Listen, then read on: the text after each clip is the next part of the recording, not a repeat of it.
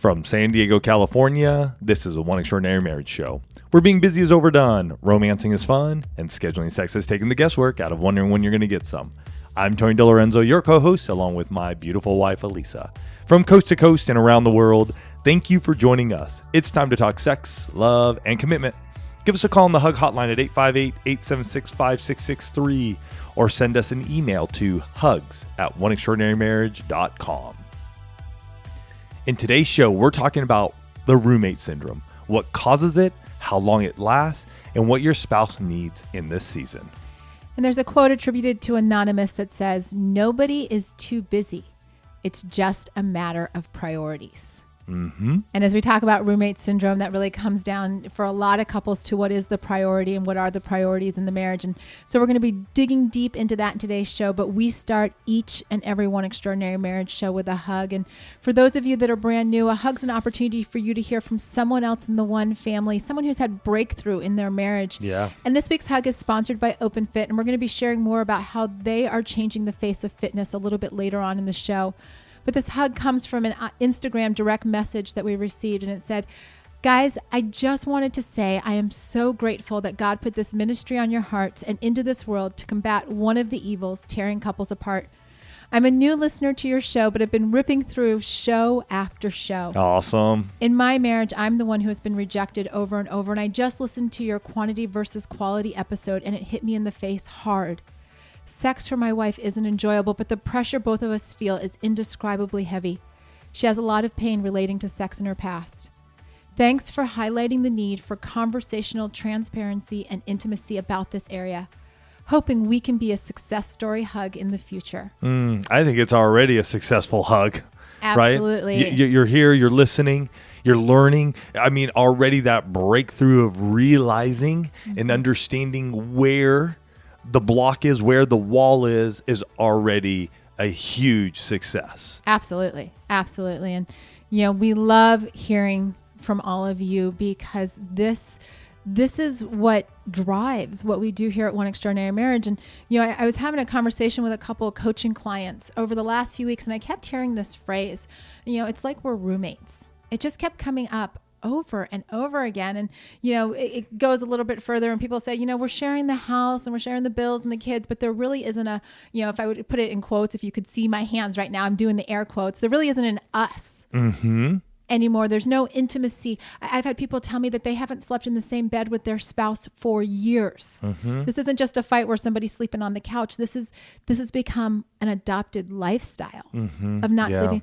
We aren't having sex. We barely touch, and we don't have real conversations, or our lives just seem to revolve around the kids and chores and just what needs to be done instead of what we're building, what we're growing between the two of us. And we were curious as to what this looks like for the one family. And it turns out that in the one family, about 88% of you, us included, have experienced this at one point in time or another in your marriage. And like I said, we are part of that 88%. And I remember this stage like it was yesterday in our marriage. Yeah. For us, it was when our kids were 2 and 5, and we were in the trenches of parenthood, and it's just like we were so disconnected. I remember knowing, I knew that I was married, but I didn't feel like we were married. No, not at all. I mean, I think back to that time, and then I go back to a period of time, and for me, when I did have roommates, and that was for me mainly in those college years. Sure. Different homes, different houses. We were in apartments, whatever it may have been, the fraternity house. I had roommates. These were guys that we shared a house. We may have shared a room together. And there is that, hey, we're having fun. And even then, though, it's just sort of like we do our things. And then I remember us getting married in sort of those early months of just the excitement of being married and one, and there's this connection between you and I, and then thinking about, wow, we were roommates again, because then it was just like living with the guys, for me anyways. And yet here's my wife, my spouse, and we're just doing the chores, we're doing the day-to-day things, and there is no difference. There was no difference. And I wish I could say that for us, this was just like a couple day thing, right? That it only lasted a few days. Oh, But it didn't. I mean, this was a significant season in our marriage. And I think for us, like we had that before we had kids, but it was definitely exacerbated after having kids. oh yeah. I mean, I can even recall just that feeling. Elisa and I've never slept in separate rooms, separate beds. That was never part of, and has never been part of our marriage. Other than when the kids were younger, we'd fall asleep in beds, but we always came back to ours. Mm-hmm. But I remember distinctly during this time period, the touch, the connection in our bed where you would think we would come together, we still weren't.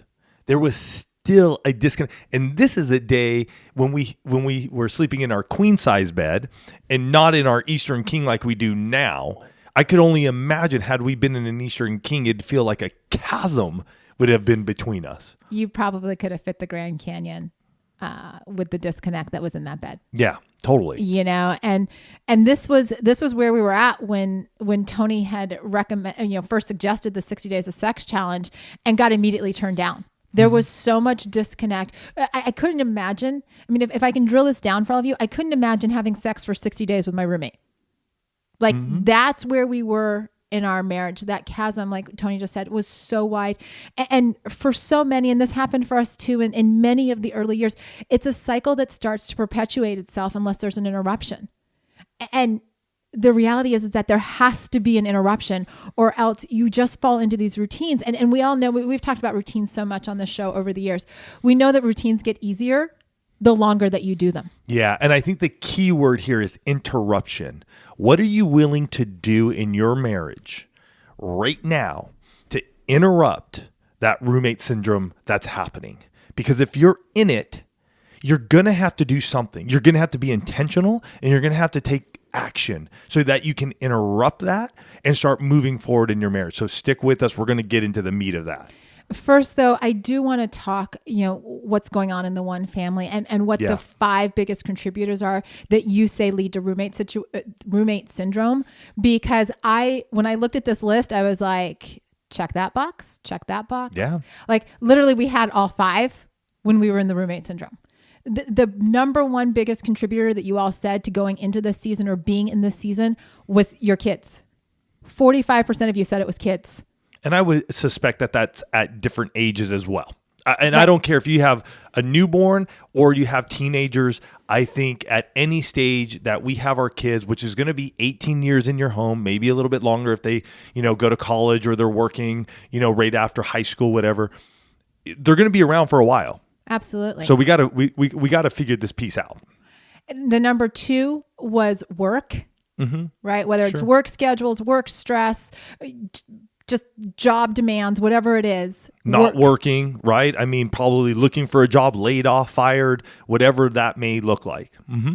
Number 3 was having a baby, right? That transition. A little bit, like it was significant enough that people identified kids, but they also, separately they identified having a baby. And I wonder if it's different for each child. Like the first child, there's so much put on that first birth, that first child. Does that diminish with subsequent childbirths? I would say in our case, for us, it got worse. Okay. Because for us, like all of a sudden now you're pulled in multiple different ways. And it's not, in our case, I don't think it was that we were both focused on our firstborn anymore. And it was like, okay, we're doing this together, right? Like, but it was, okay, well, like I think about bedtimes where it was, you take one and I'll take the other. Yeah. Right. And then, everybody gets stuck doing something. And so number 4 was busyness. Just this general term of busy, schedules, obligations, volunteering, all came under the busyness. We can relate to that. Even to this day, we can relate to that one. And then the last one was lack of communication, which really, gets wrapped in with each one of those first 4, because when all of those things are present, there's going to be a lack of communication. Yeah, because you're pulled in so many ways. The inability to make the time to communicate, or even get to the point where you're, just where you're feeling comfortable having those conversations. Because again, we get into the routine of those surface conversations. Right. And, how do you go deep again? Right. In the beginning of our marriages, in the beginning of our courtship and dating, it's like, oh my gosh, I'm going to bare my soul to this person. Right. And we're just going to get to know each other. And I want to know your dreams and I want to go deep with you.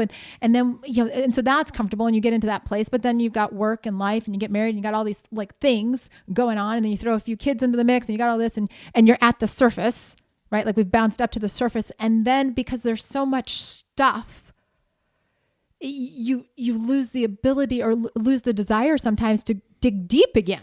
Right. Because it's just easier to stay at the surface. Well, it's about being open, honest, and transparent and are we willing to go there?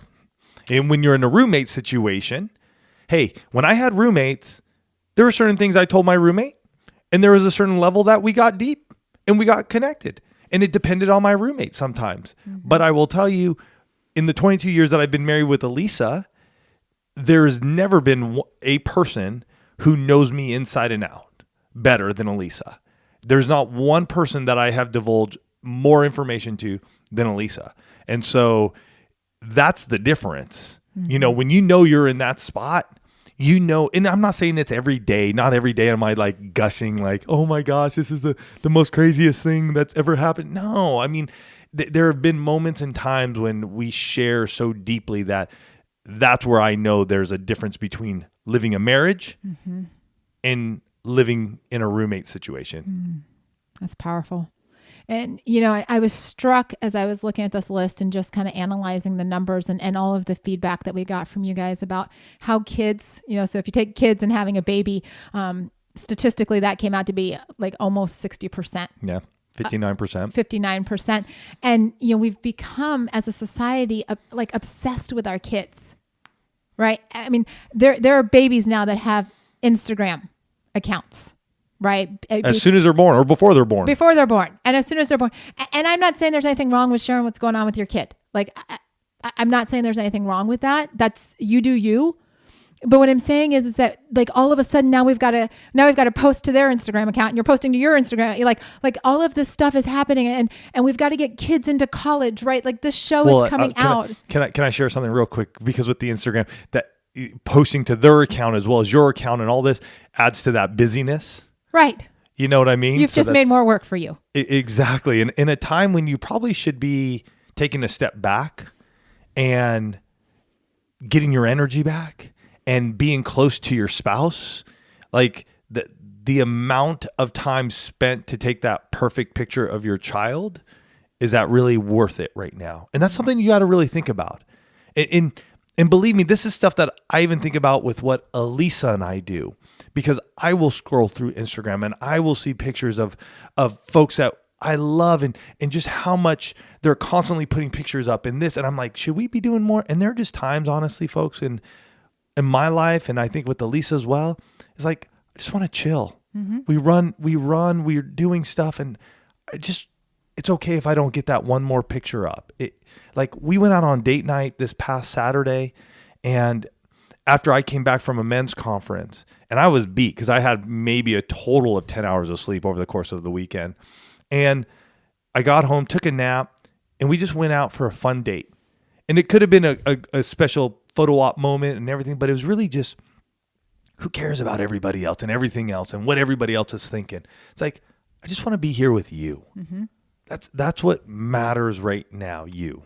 And what I'm going to is just, again, that's just leading to that busyness. Are we just adding this busyness to our plate? Nobody's telling us to do that. Nobody's telling you to do that. Right. So you got to make a decision. Is it worth it? Well, and I want to loop back around to the kids thing. Yes, please. Because, we're seeing this show is actually coming out right after the college entrance scandal about all of these parents paying for their kids to get into college, and not paying the schools that they're going to, but paying people to help them get their kids into college. Right. And so it's this, this place where we're so obsessed with what our kids are going to do and what their future is going to be. And all of this, that we've stopped looking across the table at the person that helped us make those children. And we've stopped being in this place. And so we're so focused on the kids and what's going to happen to them that we're losing the ability to see to see our spouses. And so we're creating this thing where it's all about all the other stuff, whether it's about work or it's about the kids or it's about all of our other obligations. And we're making all of that stuff a greater priority.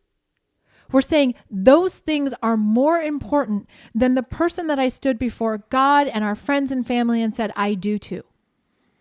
And here's the thing. I have never said I do to a roommate. Never. I had roommates in college. I lived in a sorority house with, 60 girls, lots of roommates. I never professed my undying love and lifelong commitment to any of those people. But I did to Tony. Mm-hmm. I did. October 5th, 1996, I stood before God and Tony and all of our families and said, I take you. Which means that there are going to be a lot of good things. And I have to constantly be reminded of myself, you guys. This roommate syndrome thing, it doesn't just go away because you say, you know what, we're not going to be roommates anymore. Like we're going to be lovers and we're going to, define our marriage and it's going to be amazing. Like roommate syndrome can creep in at any point in time. And we're going to have to be diligent against it because there are so many good things in this world that we could give our attention to. There's nothing wrong with putting attention on your kids. There's nothing wrong with putting your attention into your work. But when it becomes the priority at the detriment of your marriage, then you've got a problem. And here's something too. If you're running from something, if there's something in your past that keeps coming up and you're running from something, then that may be, and you need to recognize that in your marriage and in your own life, why you may be putting up this wall and wanting that roommate situation. Get healthy. Mm-hmm. Get healthy. The more and more we do this, the more and more we talk to people, the more and more I just hear from people. It's not where you're at now. You love your spouse. We know you love your spouse. The thing is are you willing to go deep, dig up some of the stuff that's happened in your past and get rid of it and then move forward? The thing is, too many of you are just sitting there holding on to the hurts of the past, to the pain of the past. And it may not even have been from your spouse. Mm-hmm. And you're not willing to let it go. And you have to. I'm telling you. And if something comes up today, you need to rectify it. You need to give and offer forgiveness. You need to work through that. So that way you can move forward in your life and in your marriage. And believe me, there are even times right now in my life when things start to come up and they start to fester. And it's not even from Elisa. It could be from somebody else. It could be from a work situation. It could be somebody here on the team. And I need to work through that because if I don't, it begins to push me away from Elisa at times because I'm so in my own thoughts and my own frustrations that I could get short with Elisa, that I don't become open and transparent with her. And I stop talking to her and I stop engaging her. This topic has so much weight in couples' lives. There's so much weight. There's so many of those things that we have to take a look at because your marriage deserves you. Right? Nobody ever gets to the end of the time, when a marriage is seemingly at the end and says, you know what, I wish that I had worked more in my marriage. I'm glad that I was so busy that I didn't have time for my spouse. Nobody says that when their marriage is in crisis. Nobody says that when the roommate situation gets to the point where somebody's like, you know what, I'm done living as a roommate. Nobody says, gosh, I don't know what to say. I have seen time and time again that when a marriage is in crisis and a couple reaches out for help or an individual reaches out for help, it's amazing how much time you suddenly have for your spouse and how much, like you're leaving work early to do things and you're trying to have these conversations. And we have to address how to get out of this and what spouses need in this place, right? How do you get out of it? Because I will tell you, the one family is amazing. I asked the question on Instagram stories. I said, what is it that you need or needed from your spouse in this season? And we're going to share those responses. But first, I want to thank this week's sponsor. I mentioned at the beginning, OpenFit. And OpenFit is bringing you something new that is making it so much easier to never miss a sweat session. OpenFit takes all of the complexity out of losing weight and getting fit. It's a brand new, super simple streaming service that allows you to work out from home in the comfort of your living room in as little as 10 minutes a day. And honestly, I love that I can access OpenFit from anywhere on any device, because it doesn't matter if I'm in North Carolina for the conference or attending a wedding in Boston. I can get my workouts done in as little as 10 minutes with my favorite workout. And Tony always makes fun of this. He loves this title. It's the 600 seconds with Devin Wiggins. He loves that I was like, I got to do my 600 seconds. And he's like, honey. And she does it right in our bathroom. I do. We have a big bathroom. Yep. And she does it right in there. 600 seconds. She's going. She's done. She takes a shower. There you go. Because the workouts are easy and they're fun. And OpenFit has really changed the way that I work out. And with our code ONE, so that's ONE, you can join me on a fitness journey personalized just for you. Again, use code ONE and start using OpenFit for a journey to a healthier life. And right now, during the OpenFit 30-day challenge, our listeners get a special extended 30-day free trial membership to OpenFit, where you can lose up to 15 pounds in 30 days. Just text ONE to 303030. You're going to get full access to all that OpenFit has, all the workouts and nutrition information, totally free. Again, just text ONE to 303030. And hey, you guys are in the roommate syndrome. Maybe you need to take some action right now. Maybe you've just been sitting on the couch and maybe you're just like, you know what? I got to get moving again. Mm-hmm. Go check out OpenFit. Like Elisa, just do 600 seconds a day. Go after it. That in itself could make a difference, because now you're moving, you're getting healthier, you're feeling better about yourself. It all starts adding up. Little pieces. You don't have to do something big. You don't need to go work out for 3 hours a day. Go do 10 minutes. Elise and I love our walk and talks. Mm-hmm. It's where I think, honestly, at a point in time in our marriage where we broke out of the roommate syndrome, because we would just force each other to just get outside and go for a 30-minute walk. Well, and I think that's significant too, what you just said right there, because when we started asking the one family, what does this look like in your marriage? 28% of you said that this season, whether you're in it currently or it's something that's been in the past, 28% of you had been in this place for 1 to 2 years. Okay. Right? That's a significant amount of time. I don't care how long you've been married. 10% of marriages, it lasted over 10 years. Wow. These numbers, guys, are why we are behind the microphones week in and week out. And it's why when I started seeing those numbers, I asked the question, what is it that you need from your spouse in this season? And the top 5 answers. So explain that to folks. Like who needs what during this season? So what I did was I asked the question, what do you need from your spouse? So this would be like if we were in the roommate season, okay, right? If we were experiencing roommate syndrome and I came to you and I said, Tony, what is it that you need from me in this season? Okay. And you gave me the answer, I need this. Okay. Right. But these are the top 5. Right. And these were people self-reporting, okay, right? So they're saying, this is what I need in that season. Mm-hmm. And so the top 5: communication, touch, time, attention, and sex. Wow. And is it the top 5 in that order? It is the top 5 in that order. So, which is interesting, because one of the reasons they ended up in the roommate syndrome was because of lack of communication. Mm-hmm. And yet, to get out of it, what they need so they can get out of that season, the number 1 is communication.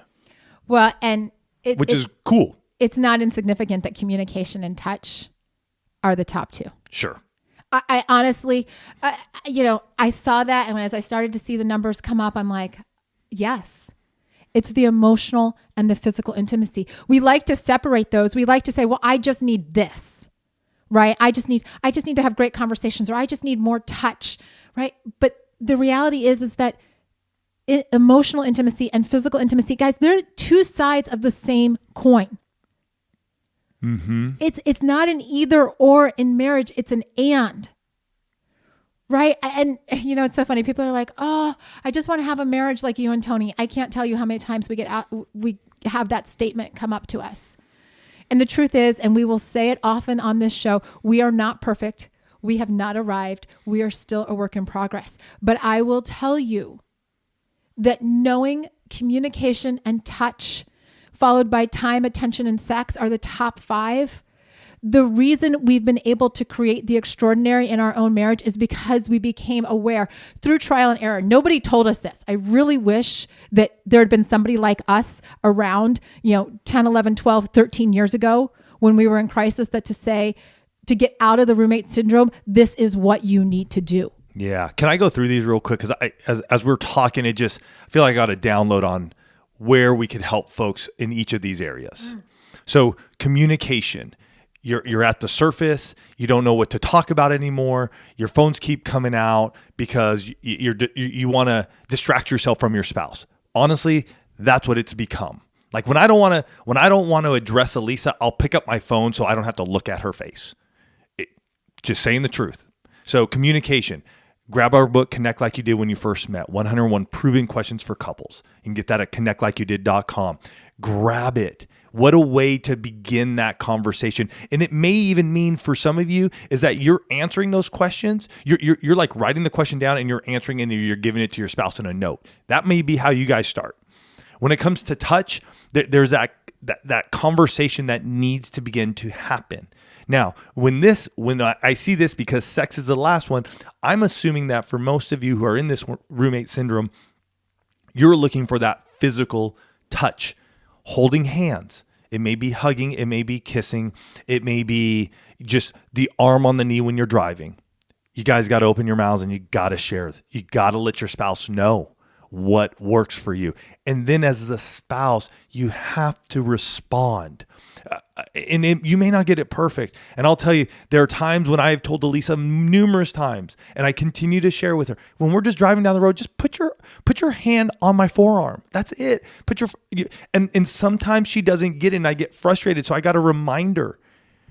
And I just have to remember that's not, her mind doesn't go there. And yet I can gently just say, hey babe, grab her hand and just put it right here. But I cannot react. I can't blow up. I can't become defensive because then it's really going to just sully the situation. Mm-hmm. Time, put it on your calendar. Coffee break. Go take your coffee break. I mean, if you're not doing it, you need to be doing it. You can get that at oneextraordinarymarriage.com/coffee break. Attention, put down your phone. That's the one that just, from the top of this to here, I just felt it just going like, Tony, put down your phone. Elisa wants your attention. Put down your phone. So I think that's a challenge for each and every one of us. Sex. Hey, if you're not having sex right now and those are awkward conversations, 19 questions to amazing sex, I think is the place to go. oneextraordinarymarriage.com/19 questions to at least get that conversation started again. If it's beyond, if you've already moved beyond that, then I think it's talking about maybe a 7 days of sex challenge, intimacy lifestyle. Where are we going so we're keeping that part of our every day, every week, every month, every year repertoire? And each one of those I think are important for us to look at in that way. What are we doing? Because if we don't, we're going to end up in that roommate syndrome. Well, and you're going to stay there and your marriage is going to fall apart, right? It's so amazing. Even in hearing you share all of those resources, I think back to where we were 12, 13 years ago. Mm-hmm. And, there have been a lot of skin knees and a lot of stub toes and hurt feelings over the years as we've figured out how to claw our way out of the roommate syndrome. It's not been a perfect, straight arrow, smooth sail to get out of it. But I will tell you now, I don't worry about falling back into it. So I want to encourage each one of you, if you're there, if you know somebody that's there, because chances are you know somebody, if it's not you, you know somebody in that place, resource them. One of the biggest gifts that you can be to another person is a resource, to let them know that there is hope, to let them know that roommate syndrome is not a permanent condition if you don't let it be a permanent condition. But you have to take action and you have to make the choice to get out of that place before it becomes irreversible. Yeah. Wow. This is a good one. I really love it. And I think a lot of us need to just consider where we're at right now, what we're doing. Because I will tell you, and I told someone just yesterday, that I'm more in love with Elisa 22 years into this thing called marriage than when we first got married, or even 10 years in or 15 years in. And the reason is because we got ourselves out of that roommate syndrome. We did. We, like Elisa said, we clawed our way out. There are many a times that we had to fight tooth and nail to get to where we are today. But I'm going to tell you, it's so worth it. It's so worth it, because with that, there is more attention to one another. We realize that there's more to this life than just living side by side and not knowing each other, but living side by side and fully being engaged with one another in all forms of intimacy. So go after it this week, you guys. Go after it. If you're in this place of just going, we're just doing this life and who knows what it is, figure it out. What's that top thing that's holding you guys back? Man, work together. Get on the same page. Take some time in your calendar each and every week to love on one another, because that's what's going to make the difference from being where you are to experiencing the extraordinary in your marriage. We love you guys for all you do each and every week to come here, to listen to a new episode, to pour into yourself and into your spouse and to others in your community. We want to say thank you. We're truly blessed because of you guys. And I want you to know there's a couple right behind these microphones that loves you, that knows the struggles you're going through, that knows the highs that you are on. And no matter where you're at, we're here for you, because there's something on your life right now that needs to come out so that you can experience and truly be fulfilled with the spouse you have. You don't need to go somewhere else. You don't. There's fulfillment where you're at. You just need to determine what you're going to do to get rid of the busyness, to get rid of the frustration, to get rid of the lack of time, and to enjoy enjoy each other. We love you guys. Have a fantastic week, and we'll catch you next week. Love you guys.